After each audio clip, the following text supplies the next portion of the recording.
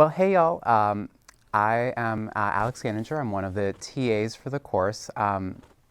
It's been fantastic discussing, all these texts with you all this term.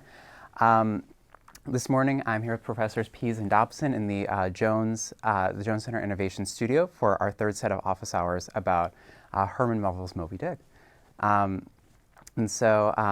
Based on the discussions you all were having on Yellow Dig, we pulled a few questions we'd like to talk about.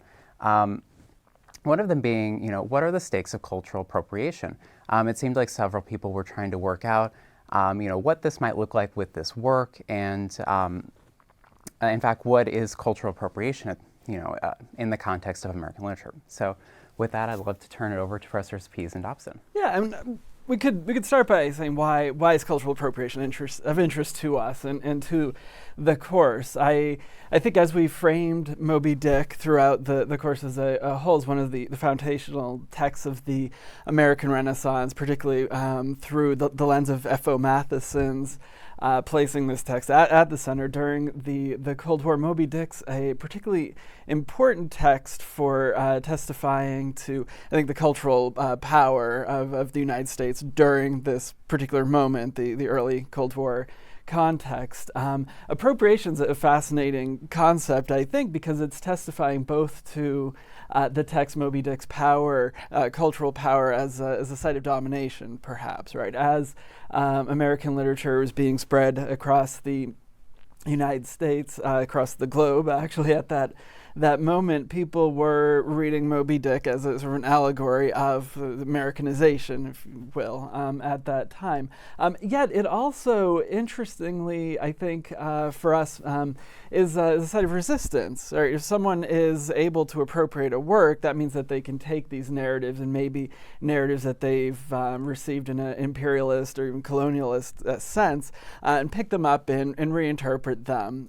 It's both a troubling concept as something that could be used to dominate, but also I think there could be some liberatory aspects in it. So we wanted to get our attention focused on those sites in which we see people in the world now and throughout, particularly since that Cold War time, picking up the text, thinking with it, thinking through it, in the ways in which, when we ask people to think about the global context, right, the ways in which other sites, right, places outside the United States have played with the narrative, and we see it both as a site of contestation. I think is that fair, and also maybe some creative possibilities in people. Yes, I think that's really well put. To connect appropriation as an act of mastery, but also as a resistance to mastery, goes to the heart of Moby Dick. And from the beginning, when Ishmael calls attention to the figures on the shore trying to grasp the ungraspable phantom of life, you have the stakes of the novel, because it's simultaneously a wish to master the unmasterable, but also a wish creatively to engage that which can never be mastered. In a way, from the moment we open the book and see the sub-librarian with the extracts, we get the stakes of the question of appropriation. E.L. Doctorow, a great novelist, perhaps the best reader of Moby Dick in the 21st century, in a discussion with Margaret Atwood over its significance, said he thinks that Moby Dick is the first great American novel because it's the first novel in which a novelist will construct a narrator who wants to take in the archive every aspect of European literary intelligence that's been recorded, take hold of it, and by way of the demonstration of fluency in every one of those genres, in every one of those conventions, in every one of those extracts, demonstrate the United States' capacity not to be flooded by them, but to become fluent in them in a way that exceeds their power over the United States. It's the first American novel in which the novelist, Doctorow, and I think brilliantly suggests, in which the very stakes of the novel would be a recapitulation of the relationship between Ahab and the whale. Americans in the middle of the 19th century felt expropriated by European literature. And they wanted initially to reappropriate that literary flood, that formation. But instead of remaining in the stakes of that particular game, Melville gave us Ishmael in addition to Ahab, who instead of the dialectic between mastery and powerlessness, gave us a sense of the capacity to be comfortable with the nothing, with the not, with the complete flood of nothingness that could possibly become something, and yet might just be the negative capability to be at home with the full flood of the contradictory tensions, ambivalences that constitute existence as such. That, for Dr. O, is Moby Dick, the novel. Okay. Well, and I suppose what might be examples of cultural appropriation, particularly salient ones throughout its reception? Yeah. Jed's mentioned several. You can't turn on a television program, you can't even watch a cartoon, a cartoon series, without seeing one of those episodes turn into an occasion to miniaturize the stakes of Moby Dick. Operas have been made of it. Graphic novels, Will Eisner's wonderful graphic novel has been endless cinematic representations. Europeans have responded to the American effort to flood Europe with its own deluge of American influences, cultural imperialism, by reappropriating Moby Dick as a way of talking back to the United States' effort to produce a kind of world cultural empire. But Moby Dick, in addition to playing the relay for all of those acts of expropriation and appropriation, exceeds them, sort of like a deep creative power in the human psyche, the phantom of life, that we try to grasp, and as we try, it solicits our lyric imagination. But when we discover that instead of grasping it, we open our hand to it and let it become a means whereby we shake hands with the creative intelligence of the universe, then Moby Dick assumes a less threatening and a much more, let's call it, welcoming visage. One of my favorite, that might be interesting to our MOOC learners, giving the form translations of the texts into emoji. So when translated the text into the Japanese emoji characters, which is interesting that it's both a foreign language, but also a sort of meta language, right? When each sign becomes an image. So there's many different really exciting places in which we see the text emerge. Well, I guess aside from the discussions about cultural appropriation, one of the interesting feeds was were responses to the whaling epic discussion, and I think people were particularly kind of grappling with Ahab's assertion of his authority, and how we might understand that. So. I guess, what are your thoughts? Want to start with that one? So that was your Sure. When Melville decided he had to create Ahab, he was working within an American literary context in which Emerson had proposed that the singular self could obtain access to the universal self without any effort other than the recognition of the infinitude that lies within each of us. But for Melville, that somehow refused to acknowledge the way Emerson was getting picked up in the culture by captains of industry, by master politicians, by backwoodsmen who wanted to demonstrate the universal self by taking complete mastery over the ecological landscape, over the political landscape, and even over the personal self.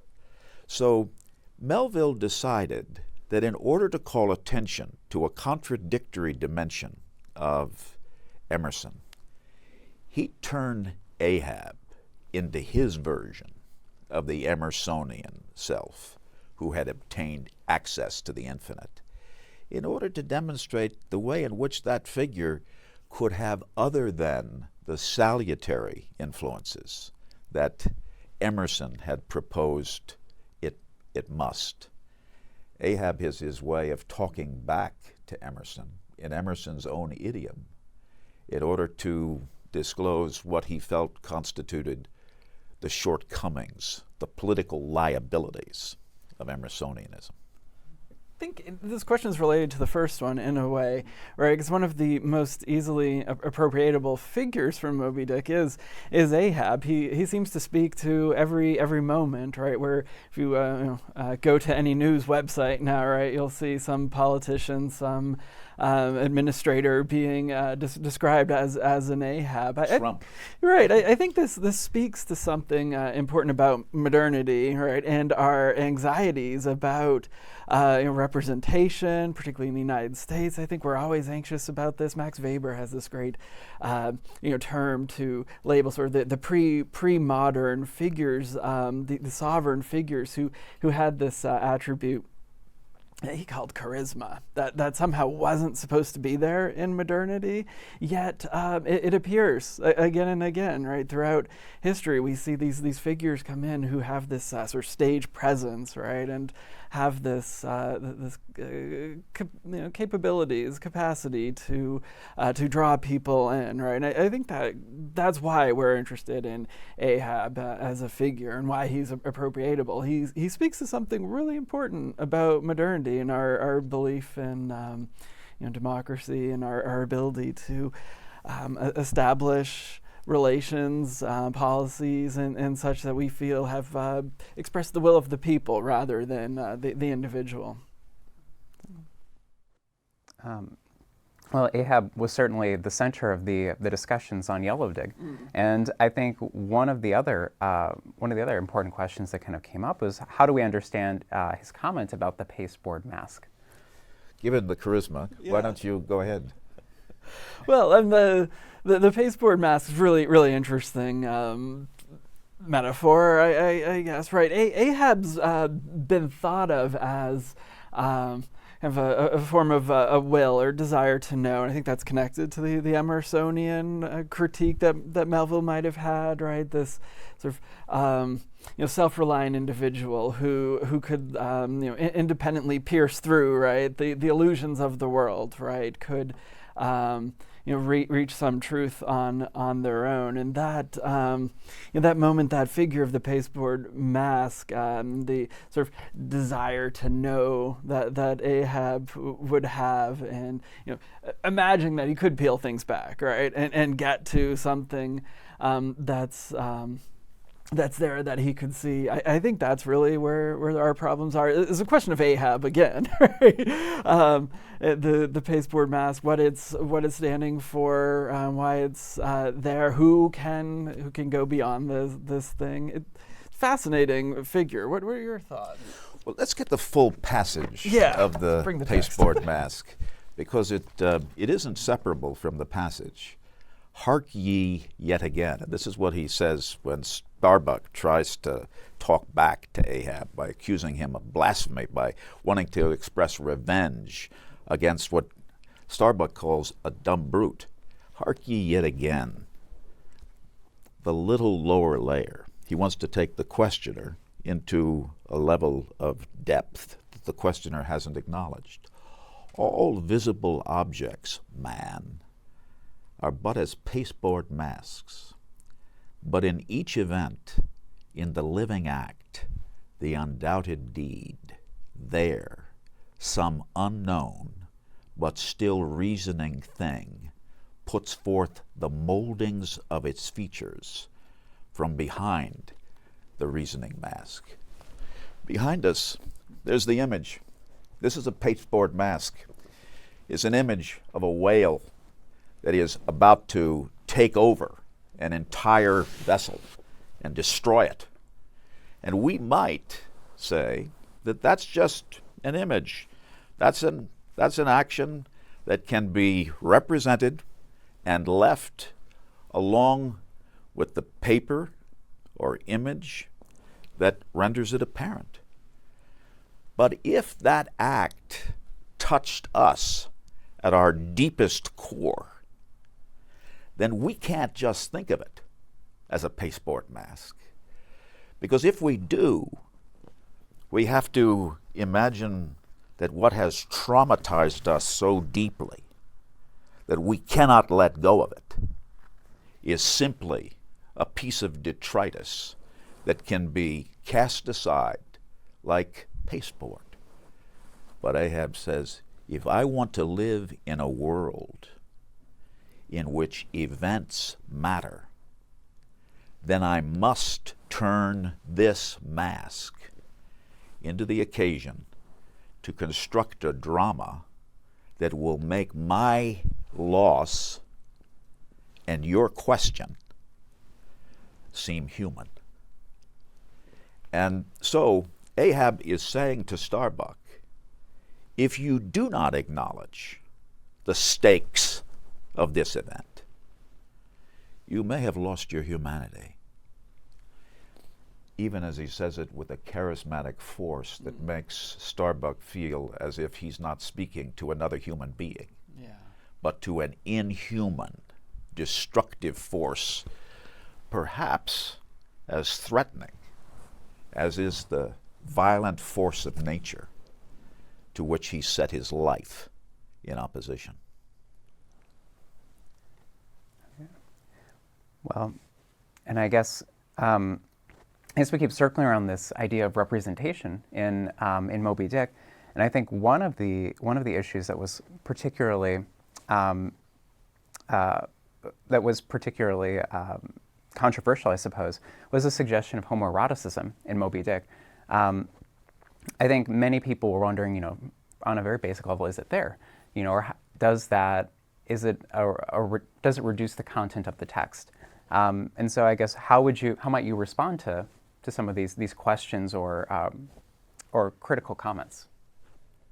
Well, you can't possibly read the relationship between Queequeg and Ishmael when they encounter one another in the inn without acknowledging that Melville has constructed that scene in terms of the erotic relationship between two men. He utilizes the metaphor of marriage and the relation between marital partners as the ways in which that scene can be represented and understood.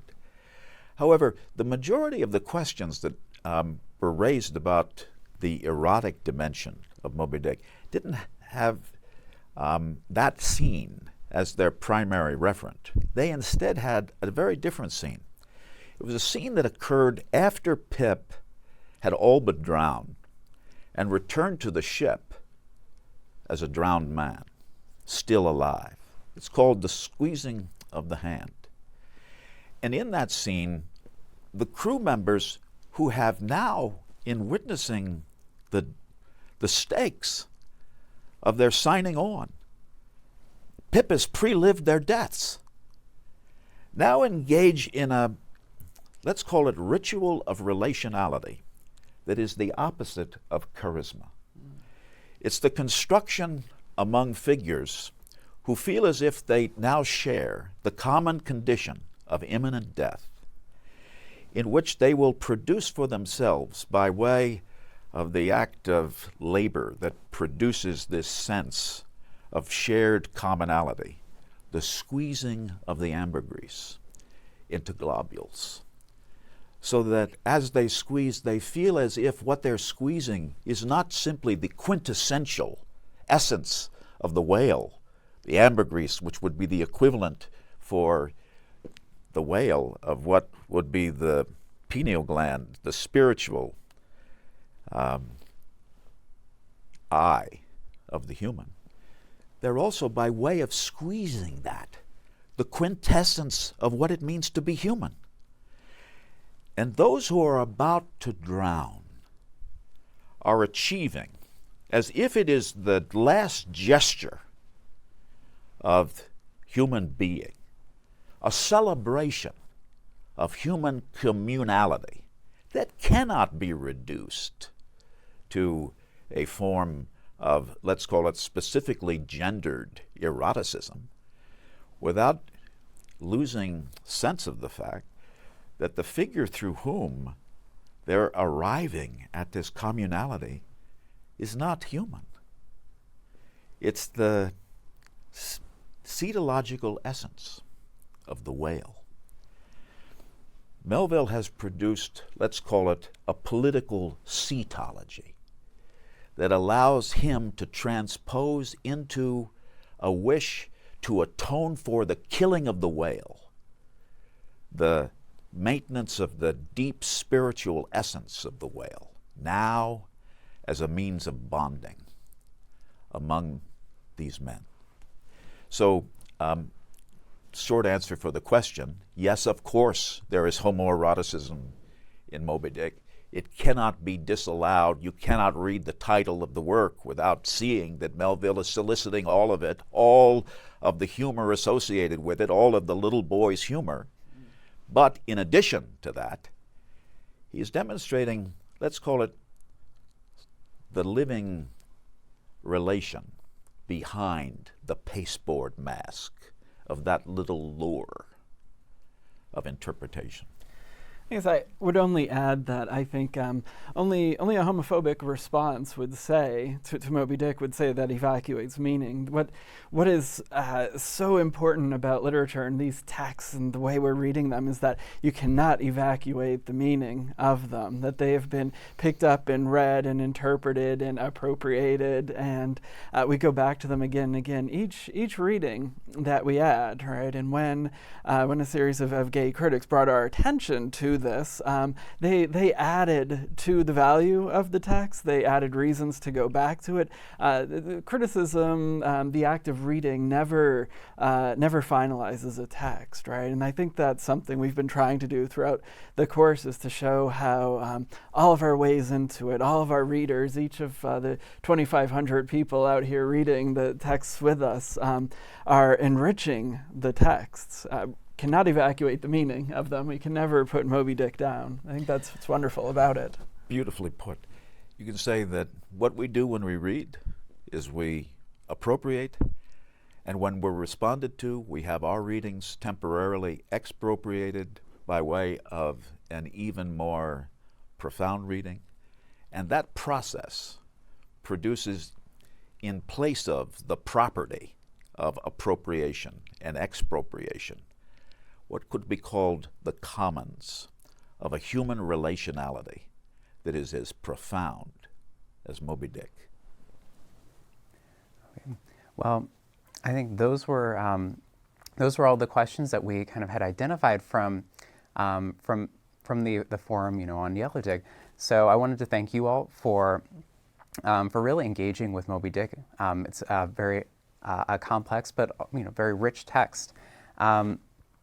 And so I guess with that, I'll look forward to talking to you all on the discussion boards. And Alex, we can't stop this without thanking you. Alex was, in addition to being a teaching assistant in the course, one of the students who took the course at Dartmouth. And the questions that he raised throughout that seminar were questions that were at least as probing as the most significant of the questions on Yellow Dig.